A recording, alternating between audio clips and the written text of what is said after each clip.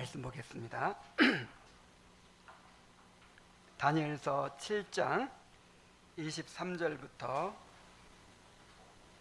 28절까지의 말씀입니다.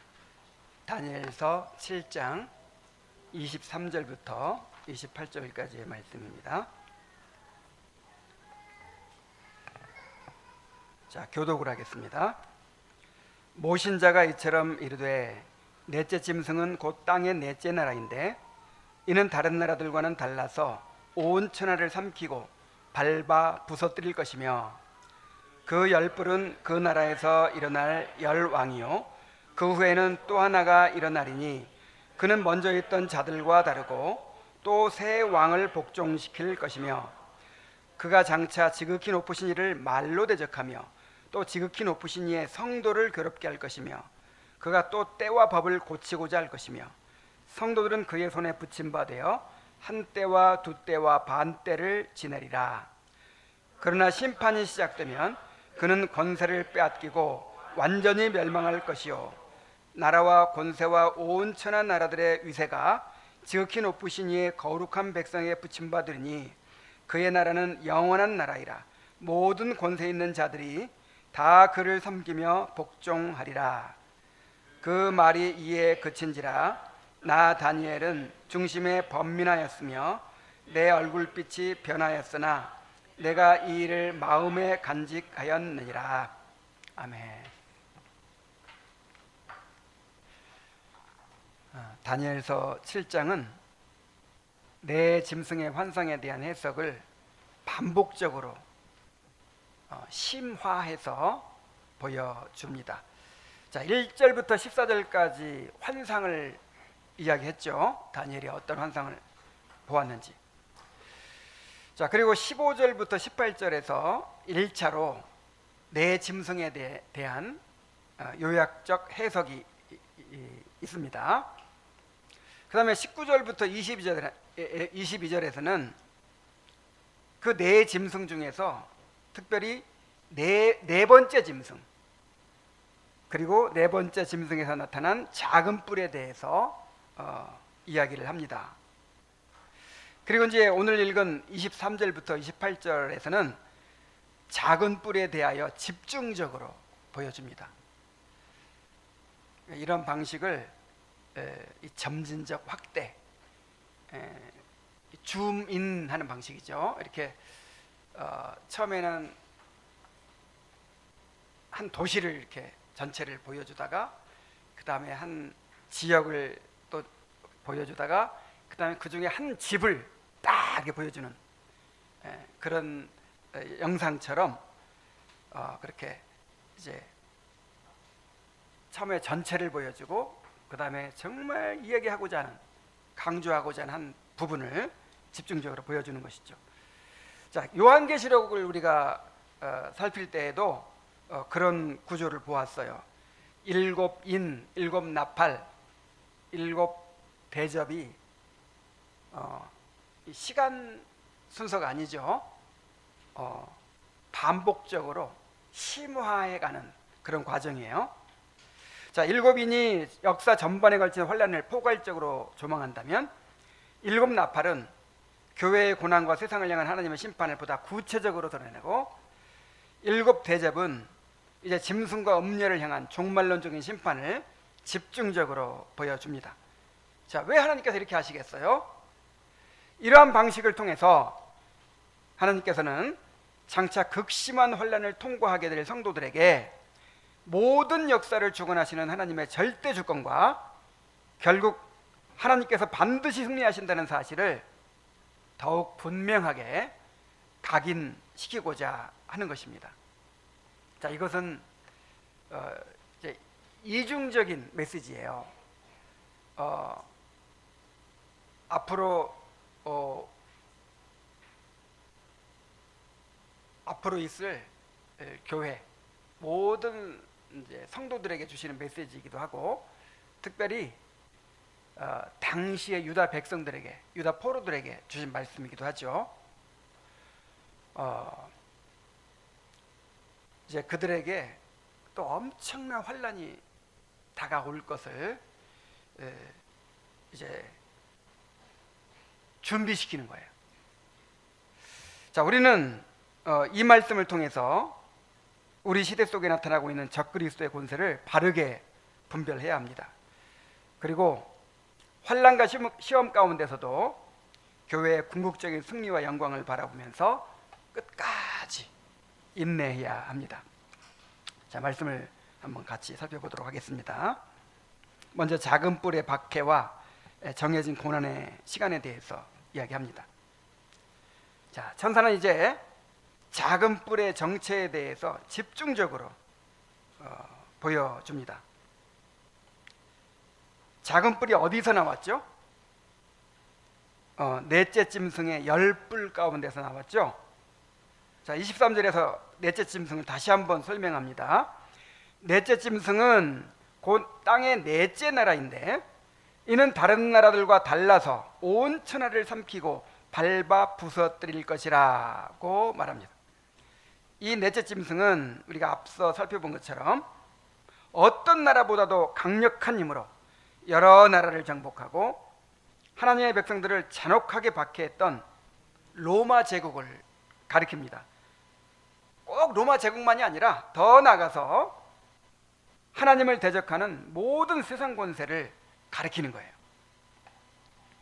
그리고 여기서 나오는 작은 뿔은 그 악이 점점 더 노골적이고 집요하게 드러나서 극대화되는 그런 존재라고 할 수 있습니다. 근데 왜 작은 뿔일까요? 처음에는 미약하고 눈에 띄지 않는 모습으로 시작을 해요. 그런데 점차 은밀하고 교묘하게 그 권세를 확장해 나갑니다. 그래서 이 작은 뿔이라는 표현은 처음에 은밀하고 작게 시작하지만 나중에는 점점 커져가지고 큰 권세를 가지게 되는 그런 특징을 잘 보여준다고 할 수 있습니다. 이 작은 뿔이 무엇을 상징한다고 했죠? 종말에 나타날 적그리스도의 세력을 가리킵니다. 자, 적그리스도가 무엇입니까? 적그리스도란 말 그대로 그리스도를 대적한다는 것이죠. 안티크라이스트. 그리스도를 대적하는 존재인데 그뿐만 아니라 그리스도의 자리를 대신하려는 존재예요.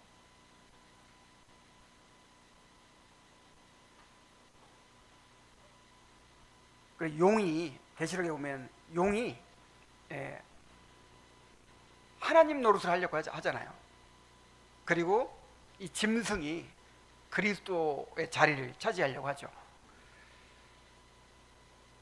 이 적그리스도는 역사 속에서 계속해서 있었습니다.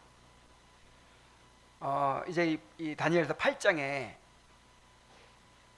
7장에서는 역사 전반에 걸쳐서 그렇게 하나님을 대적하는 세상의 권세에 대해서 이야기한 다음에 이제 8장은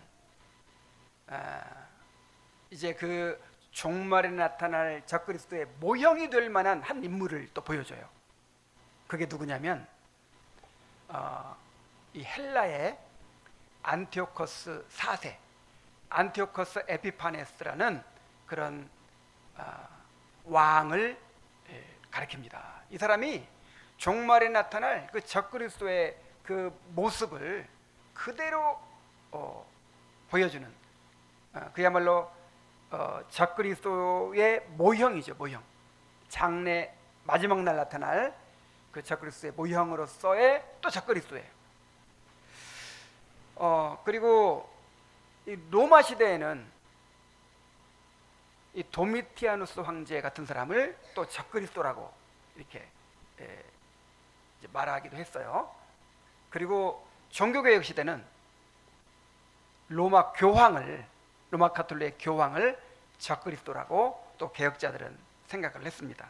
그래서 이 적그리스도는 시대마다 역사마다 있어 왔는데 이제 종말에 그 모습이 극대화되어서 나타날 것이다 하는 것입니다.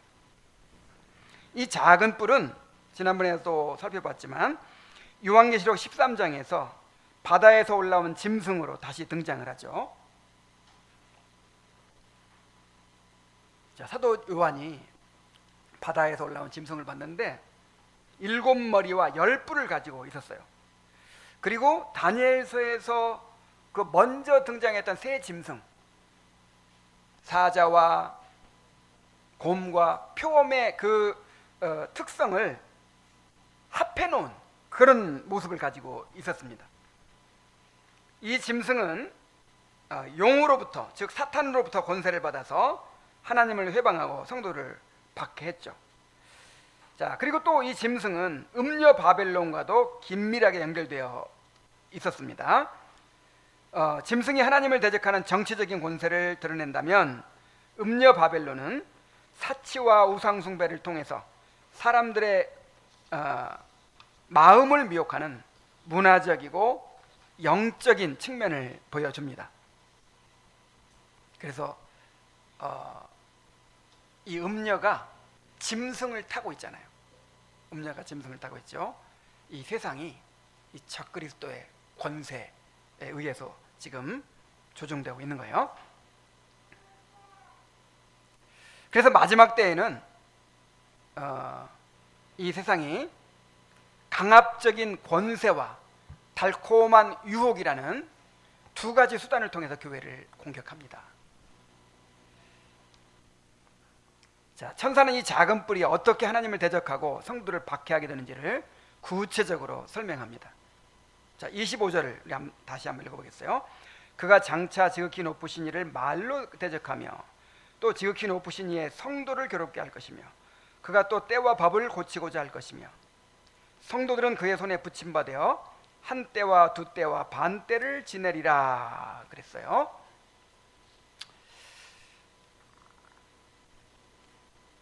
그 한 때와 두 때와 반 때가 언제예요? 우리가 살고 있는 지금 이 시대예요.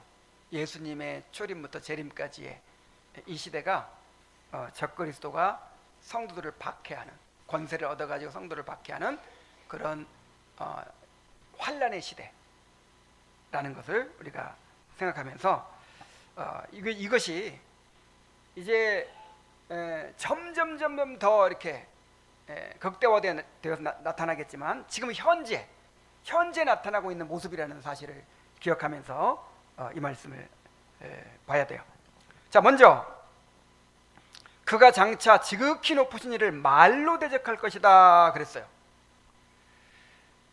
적그리스도의 가장 본질적인 특징은 스스로 높여서 창조주 하나님을 대적하는 데 있습니다. 특히 말로 대적한다는 것은 단순히 하나님을 부인하는 정도를 넘어서 하나님의 권위와 영광을 조롱하는 참남하고 교만한 말을 한다는 거예요.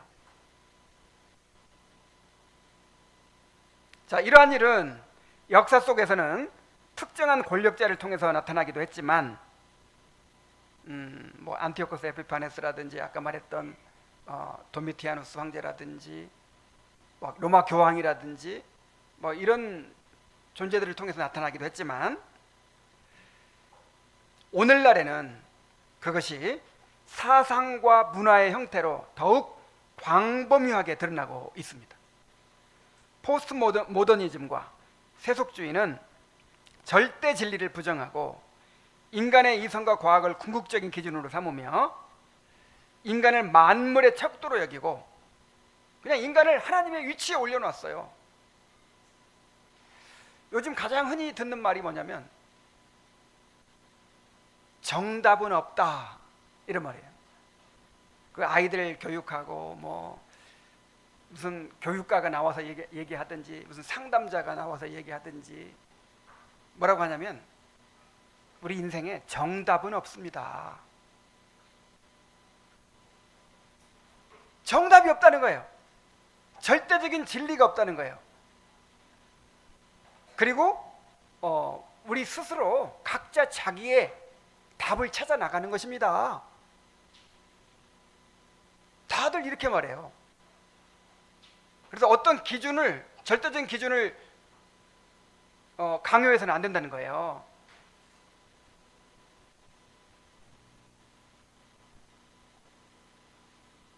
자, 그 결과로 정치, 언론, 문화와 예술, 대중매체 등 모든 영역에서 하나님의 존재와 주권이 부인되고 기독교의 진리는 시대에 뒤떨어진 것이거나 편협한 것으로 조롱받는 현상이 점점 더 분명하게 나타나고 있어요. 자, 적그리스도의 특징이 뭐라고요? 지극히 높으신 이를 하나님을 뭘로? 말로 대적해요. 사상과 문화로 대적한다며. 오늘날의 그 무신론 사상, 반기독교적인 사상이 지금 어느 때보다도 범람하고 있어요.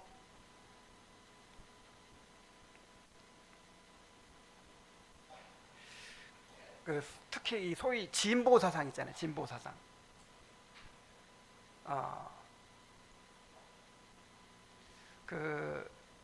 이 마르크스주의가 있잖아요. 마르크스주의라고 하는 게 이제 가진 자와 못 가진 자를 이렇게 구분해 가지고 가진 자와 못 가진 자의 투쟁의 역사였다. 이 세상 역사가 이렇게 해석을 하는데 소위 이제 네오 마르크시즘이라는 게 있어요. 신 마르크스주의. 이게 뭐냐면은 그 가진 자와 못 가진 자의 그 계급 투쟁을 모든 영역으로 다 이렇게 이제 확대를 하는 것입니다. 그래서 남자와 여자, 또 뭐 백인들과 유색인, 그 다음에 교육하는 사람과 피교육자, 또 다스리는 사람과 통치를 받는 사람, 모든 영역으로 확대시켜 가지고 모든 억압을 다 타파하고 정말 자유를 얻어야 된다.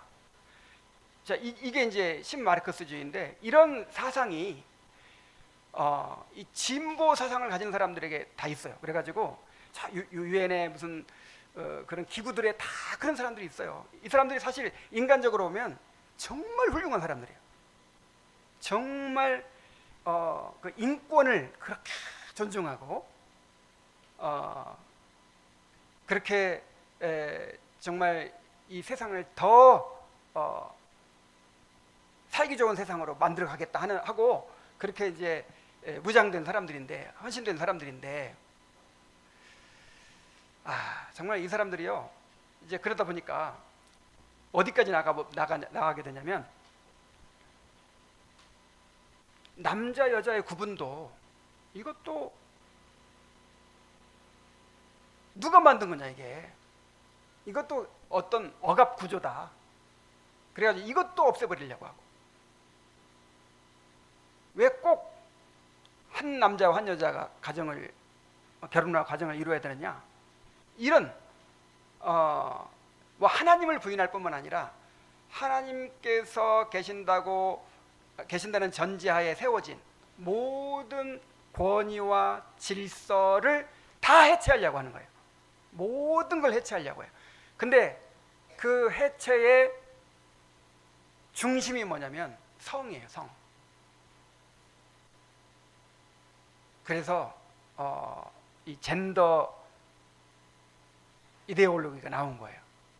그러니까 남자 여자 구분 뭐 이런 거를 이제 없애야 된다는 거죠.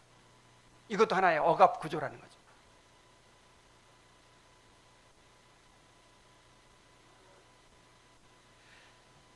자, 뒷부분에서 이제 그 얘기가 나오는데 내가 먼저 얘기를 했네요. 또 지극히 높으신 이의 성도를 괴롭게 할 것이라고 했어요. 적그리스도는 하나님을 직접 공격할 수 없기 때문에 이 땅에 있는 하나님의 백성들을 향해 분노를 쏟아냅니다. 자, 여기서 괴롭게 한다는 표현은 일시적인 박해가 아니라 옷이 닳아 헤어지듯이 지속적이고 집요하게 사람을 지치게 만드는 거 있죠. 계속해서 압박을 해가지고 그냥 지치게 만드는, 자, 이런 박해를 의미해요.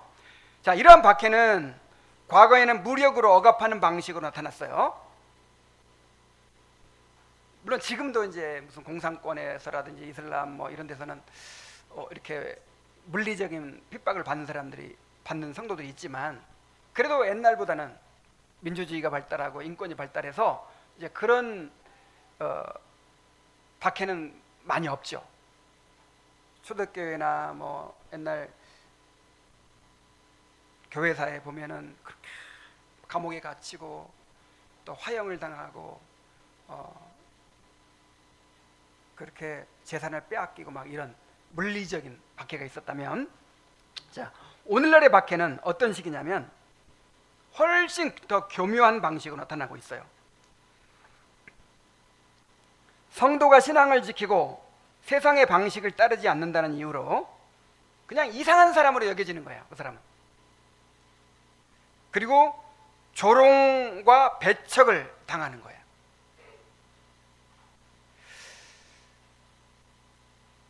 여러분, 아이들이 제일 무서워하는 게 뭐죠? 놀림받는 거잖아요. 학교에서 놀림받고 소외되는 거잖아요. 그거보다 무서운 거 없습니다. 그래서 이름 하나 짓는 것도 이름을 이렇게 지면 이렇게 놀릴 거다 해가지고 놀림 안 만들 이름을 막 생각해 내더라고요, 부모들이. 그렇게 놀림받는 게 무서운 거예요. 근데 이게 애들 사회에서만 그런 일이 있겠습니까? 정말 우리가 진리를 따라서 그렇게 하나님의 백성으로서 언약 백성으로 살아갈 때 너무나도 다른 거예요. 옛날 유대인들 생각해보면 알아요. 자, 유대인들의 삶의 방식을 한번 생각해보세요. 안식일 지키죠. 돼지고기 안 먹죠. 그 다음에 뭐 절기 지키죠. 하여간 무슨 뭐 정결하고 부정한 그런 거 엄청나게 많죠. 그래서 이 삶의 방식 자체가 완전히 달라요. 그래서 어디 가든지 그 방식대로 살려고 하면 정말 이상한 사람으로 취급받고 조롱받고 막 그렇게 되는 거예요. 근데 오늘 우리도 똑같아요. 무릇 그리스도 예수 안에서 경건하게 살고자 하는 자는 핍박을 받으리라 그랬어요. 정말 이 넓은 길로 가려고 하니까 그렇지, 세상 사람들의 삶의 방식대로 그냥 같이 따라 살려고 하니까 그렇지, 정말 우리가 하나님의 언약 백성으로서 철저하게 신앙을 지켜 살려고 하면요, 이렇게 조롱받고 배척받고 박해를 받는 일이 없을 수가 없는 거예요.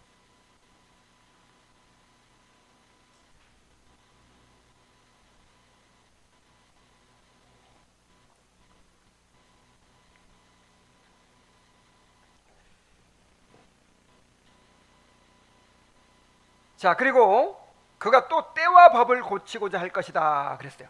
때와 법을 고치고자 할 것이다. 자, 여기서 때와 법이 아까 제가 말씀드린 하나님께서 창조하실 때 세우신 질서, 곧 하나님께서 세상을 주관하시기 위해 정하신 그 통치의 질서, 통치의 기준, 통치의 법을 의미하는 것이죠.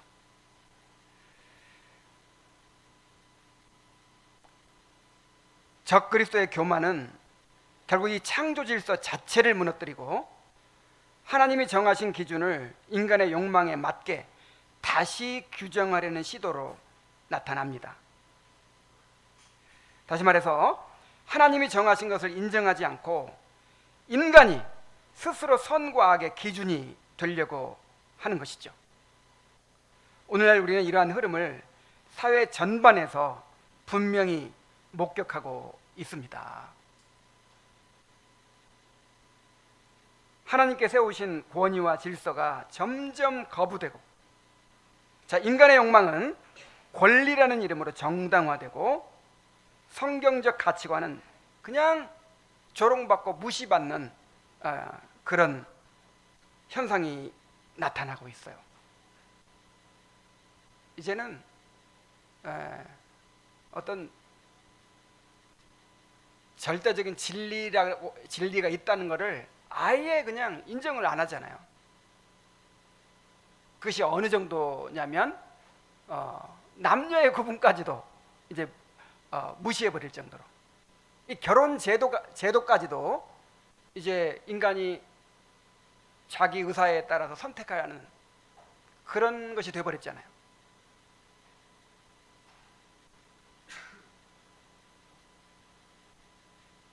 그래서 말도 다 바꿔야 된대요. 막 미혼이 뭐예요? 아직 결혼 안 했다. 근데 그냥 결혼을 반드시 해야 된다는 전제하에 미혼이라는 게 말이 있다는 거예요. 그러니까 뭐라고 해야 돼요? 비혼. 뭐. 그리고 뭐 아이를 꼭 낳아야 되느냐, 뭐 이런 것도 이 선택의 문제라는 거예요. 이게 꼭 결혼을 해야 되느냐, 아이를 꼭 낳아야 되느냐, 꼭 한낮에 한 남자가 살아야 되느냐, 이런 게 이 절대적인 기준이 아니라는 거죠. 모든 걸 다 부정해. 하여간 하나님께서 세우신 모든 권위와 질서, 이 모든 것들을 다 부정해요. 그래야 인간이 자유롭다고 생각하는 거예요. 모든 게 뭐 한 가지라도 뭔가 이렇게 절대적인 기준을 제시하는 게 있으면 그게 억압이라고 생각하는 거예요. 그러니까 다시 말하면 인간이 하나님이 되겠다는 거죠.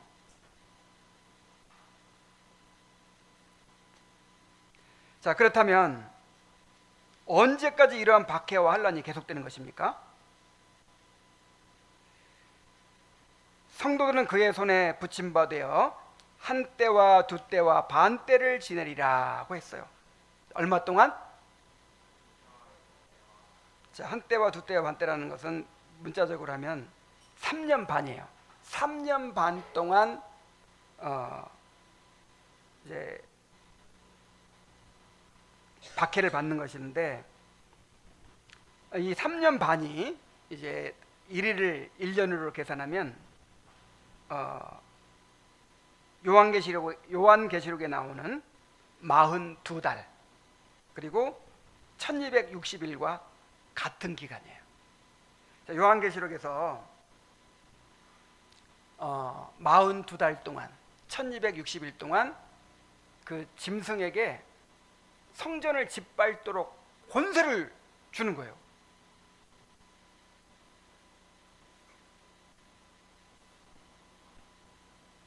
자, 그 기간이 언제라고요? 예수님의 초림부터 재림까지 이어지는 종말의 기간을 가리킵니다. 자, 우리가 바로 지금 이 환란의 기간을 살아가고 있는 거예요. 세상은 점점 더 하나님을 대적하는 방향으로 나아가고 신앙을 지키는 일이 점점 더 어려운 시대가 되어가고 있습니다.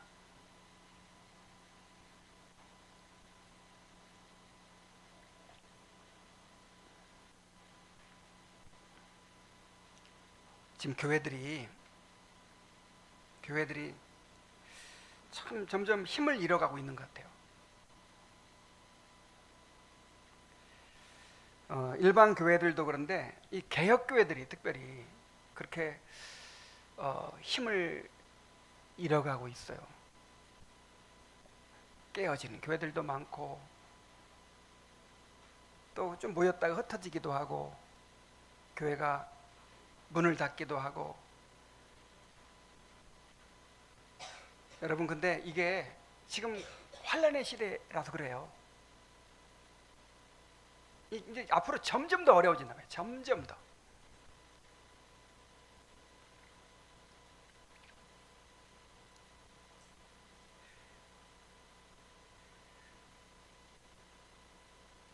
그 일본 그리스도 개혁교회,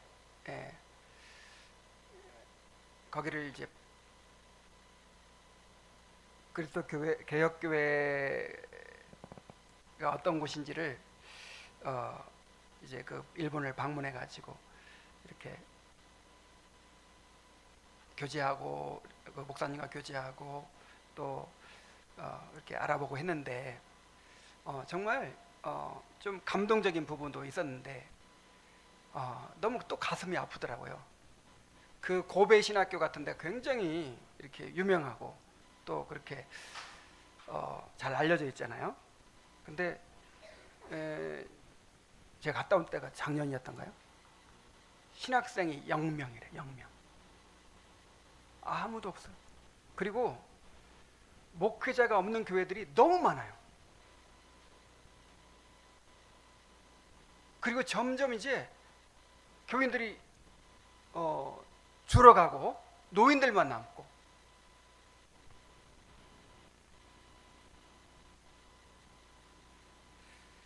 참 이런 지금 모습들이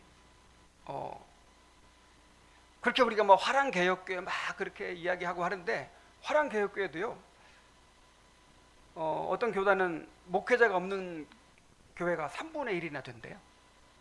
그래서 이제 주일날 예배 드리려면 이제 그 다른 교회 목사님 설교문을 받아와 가지고 읽는다는 거예요, 교회에서. 젊은 사람들이 이제 점점 그렇게 그 부모 세대처럼 그렇게 열심을 내지도 않고, 야 정말 이런 모습들이요, 이게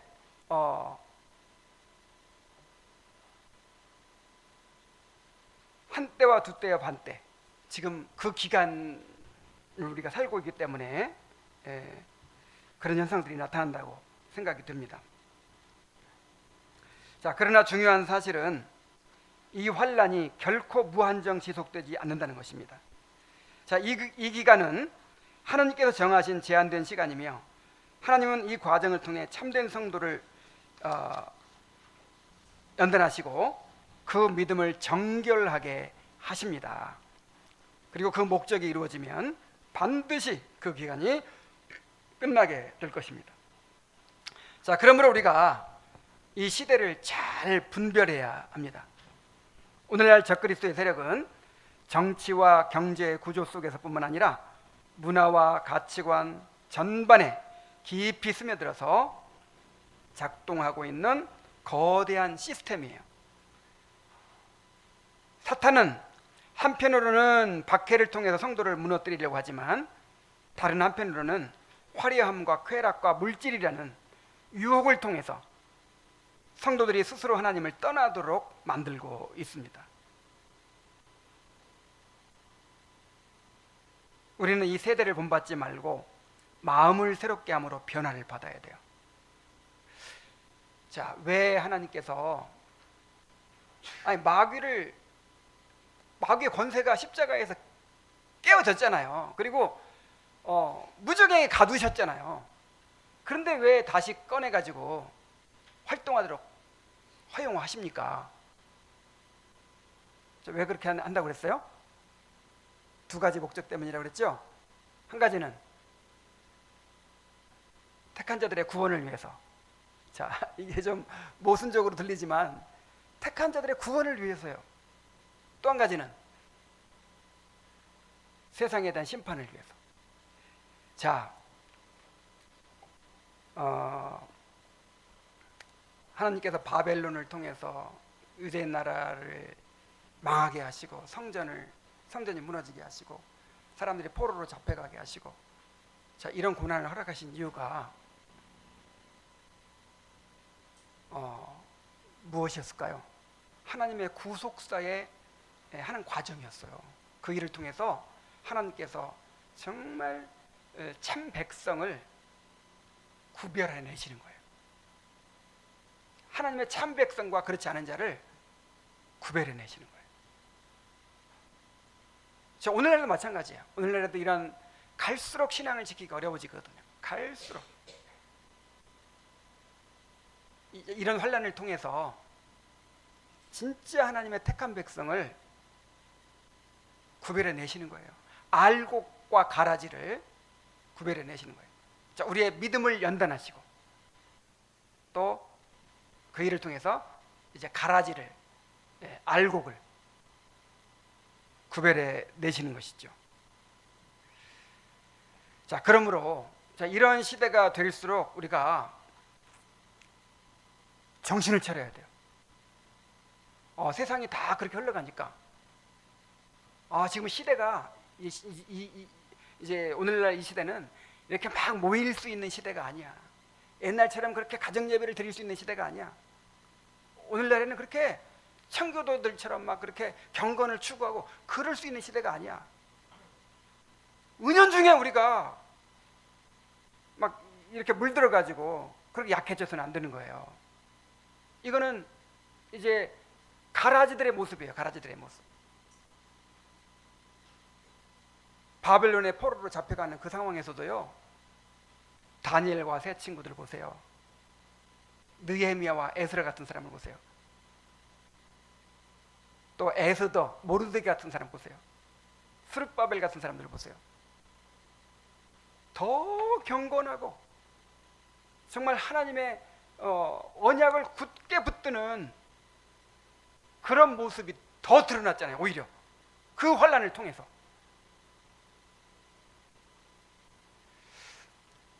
여러분, 우리가 이렇게 생각을 해야 돼요. 이 불같은 시험이 있잖아요. 불같은 시험. 불같은 시험 때문에 그냥 다 없어져 버렸다. 그럼 금이 아닌 거죠.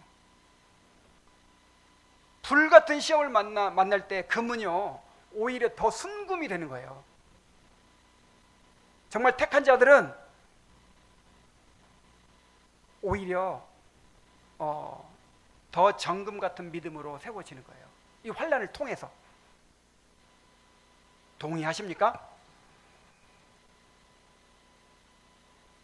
그래서 시대가 이런 시대가 됐으니까 하면서 우리의 기준을 낮추고 수준을 낮춰서는 안 돼요. 그래서 지금 이 시대야말로 개혁과 부흥이 중요합니다. 개혁. 정말 말씀과 또 예배와 그 다음에 이 교회 정치, 교회 질서를 정말 올바로 개혁해야 돼요. 그리고 성령을 구해야 돼요. 성령께서 그 가운데 역사하셔서 이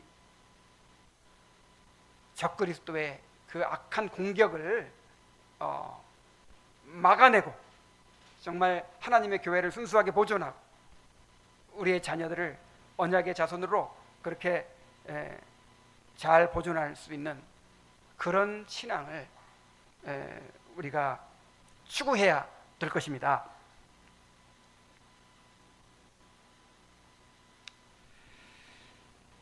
자, 이제 작은 뿔에 대한 심판과 영원한 나라의 상속에 대해서 이야기합니다.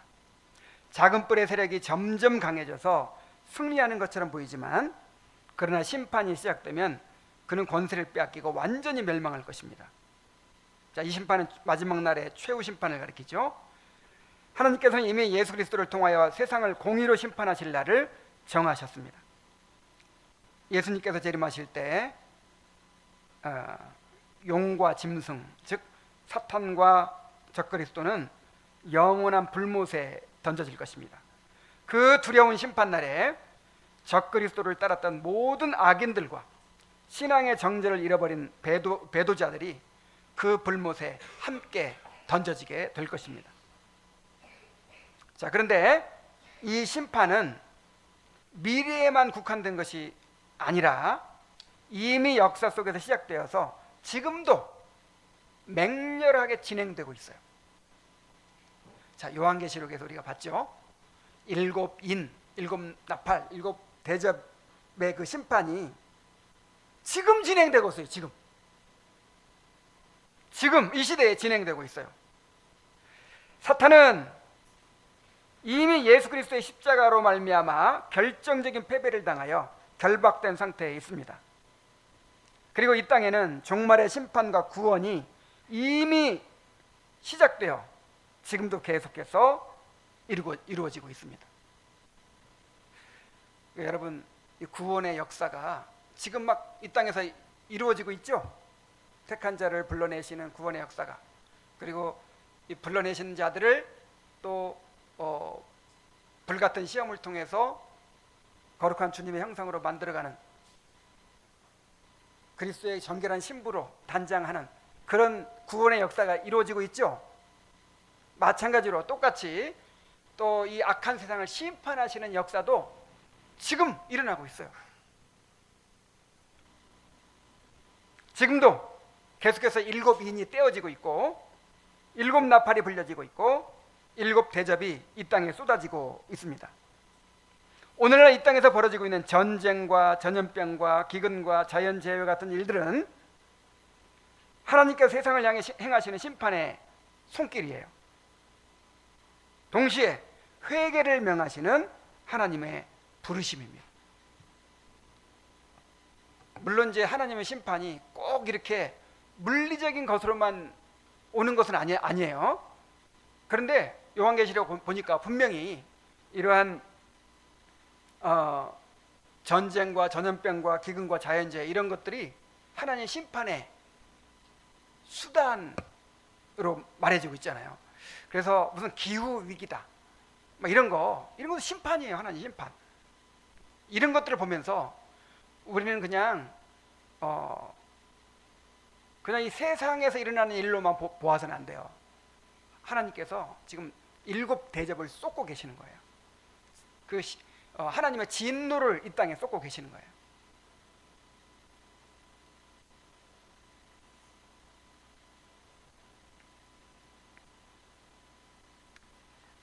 자, 그리고 이제 마지막 날 예수님께서 오실 때 결정적으로 그 심판을 완성하실 것입니다.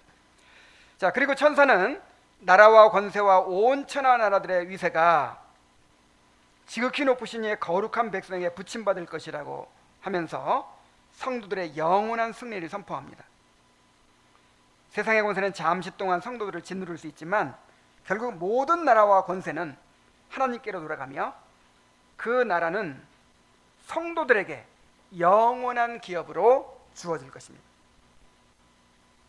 세상에서 핍박받고 조롱받던 성도들이 마침내 하나님 나라를 상속받는 자로 드러나게 되는 것입니다.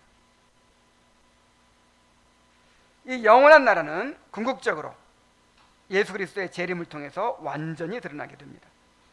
그때 주님께 자기 백성을 온전히 모으시고 그들의 구원을 완성하실 것입니다. 성도들은 공개적으로 의롭다 하심을 받게 되고 모든 죄와 비참에서 완전히 해방되어서 그리스도와 함께 영광의 나라를 영원토록 상속받게 될 것입니다. 이 세상 나라들은 흥망성쇠를 반복하지만 하나님의 나라는 결코 무너지지 않을 것입니다. 주님을 사랑하는 성도들은 영원토록 하나님을 즐거워하며 살게 될 것입니다. 자, 이 모든 계시를 받은 후에 다니엘은 이렇게 말합니다. 나 다니엘은 중심에 번민하였으며 내 얼굴빛이 변하였으나 내가 이 일을 마음에 간직하였느니라. 자, 이 놀라운 계시를 들은 다니엘은 기쁨으로만 반응하지 않았습니다. 오히려 그의 마음은 번민하였고 얼굴빛이 변할 정도로 깊은 충격을 받았어요. 자, 이것은 단순한 두려움 때문이 아니라 하나님께서 보여주신 역사와 심판 그리고 영광의 나라에 대한 압도적인 그런 경외감 때문이었습니다. 그런 인간의 역사 속에서 벌어질 극심한 고난과 그 이후에 드러날 하나님의 거룩하고 장엄한 통치를 동시에 바라보았기 때문에 이 계시를 가볍게 흘려보내지 않고 마음에 깊이 간직했어요. 다니엘이 하나님의 계시 앞에서 보인 이 반응은 오늘을 살아가는 우리에게 매우 중요한 교훈을 줍니다. 오늘 우리는 종말에 일어날 일들과 교회가 겪게 될 환난 그리고 하나님의 최후 승리에 대해서 들었습니다. 정말 나는 이 다니엘서 이제 요한계시록 또 이제 얼마 전에 우리가 살펴봤었는데 또 다니엘서를 보면서 이 하나님의 장엄한 구속사를 우리가 보게 되잖아요. 우리 아이들이 이러한 이 하나님의 역사관을 가지고 그렇게 잘하면 얼마나 좋을까, 그런 생각을 합니다. 우리가 그런 역사관을 가지고 그렇게 살아가야 되겠다는 생각을 합니다.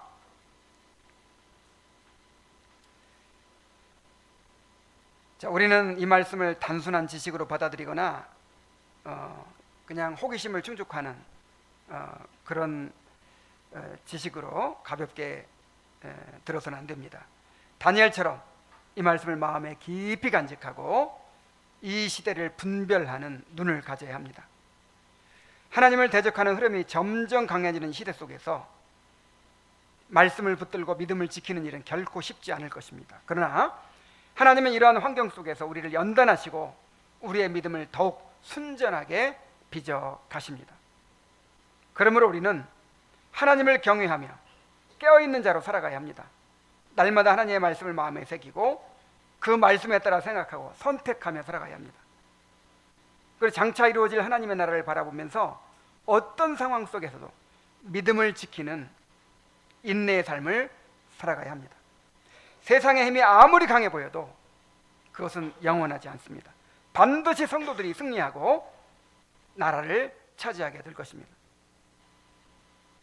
그러므로 우리는 끝까지 믿음의 싸움을 포기하지 말아야 합니다. 이 싸움은 이미 그리스도 안에 승리가 확정된 싸움이기 때문에 포기하지 않는 한 반드시 승리하게 됩니다. 자, 우리가 지금 이 역설이 성경에는 참 많은데 그 중에 한 가지가 뭐냐면 우리가 지금 환난 가운데 살고 있죠. 지금 이 짐승의 권세가 막 세상을 지배하고 있죠. 그런데 그래서 환난 가운데서 그냥 핍박받으면서 성도가 살아가야 되는데 또 한편으로는 뭐라고 그래요? 이 기간이 한때 두때 반때 또는 이 천년 기간이 무슨 기간이라고 합니까? 주님과 함께 왕노릇하는 기간이라고 해요. 왕노릇. 이게 무슨 의미냐면 영적인 싸움의 기간이라는, 영적 전쟁의 기간이라는 뜻이에요. 그래서 우리는 이미 승리가 확정되어 있잖아요. 우리 주님께 승리하셨잖아요. 그래서 우리는 이제 이스라엘 백성의 가나안 땅을 주셨죠. 그리고 하나님께서 왕벌을 미리 보내가지고 그냥 그 사람들 마음을 다 그냥 높게 만들어 놨기 때문에 가서 뭐만 하면 돼요? 점령만 하면 돼. 자, 그런 전쟁을 우리가 하는 거예요. 우리의 전쟁은 잔당토벌하는 전쟁이에요. 예수님이 이미 다 마귀의 권세를 깨뜨리셨고 그냥 그 폭격기를 동원해 가지고 모든 군사 시설이나 무기나 이런 걸 다 박살내놨어. 이제 보병이 들어가 가지고 점령만 하면 돼요. 우리의 전쟁이 바로 그런 전쟁이에요. 그래서 왕노릇이라고 하는 거예요. 왕노릇. 자, 마귀와 싸우고 죄와 싸우고 이 세상의 시험과 환난과 싸우고 이것이 왕노릇이에요. 왕은 구약시대 왕 뭐 하는 사람이냐면 백성들이 끌고 나가서 전쟁하는 사람이거든요. 싸워야 됩니다. 그래서 우리한테 제일 중요한 건 뭐냐면 싸움을 포기하지 않는 거예요. 자, 대적이 우리를 죽일 수가 없게 돼 있어. 죽일 수가 없게 돼 있고, 그 다음에 시간만 가면 우리가 반드시 승리하게 돼 있어. 그러니까 버티면 이겨요. 포기하지 않으면 이겨요. 그래서 7번 넘어지더라도 어떻게 하라고? 다시 일어나는 거예요. 아이고, 아무리 쓰러뜨려도 그냥 또 일어나고 또 일어나니까 이길 수가 없어. 정말 7번 넘어질지라도 다시 일어나서 믿음으로 주님을 붙드는 성도들이 되길 바랍니다. 어떠한 시험과 환난 속에서도 궁극적인 승리의 확신을 가지고 인내하며 담대하게 죄와 싸우고 마귀를 대적하는 성도들이 되시기를 간절히 바랍니다. 자, 우리 찬송을 응곡합시다. 기도하기 전에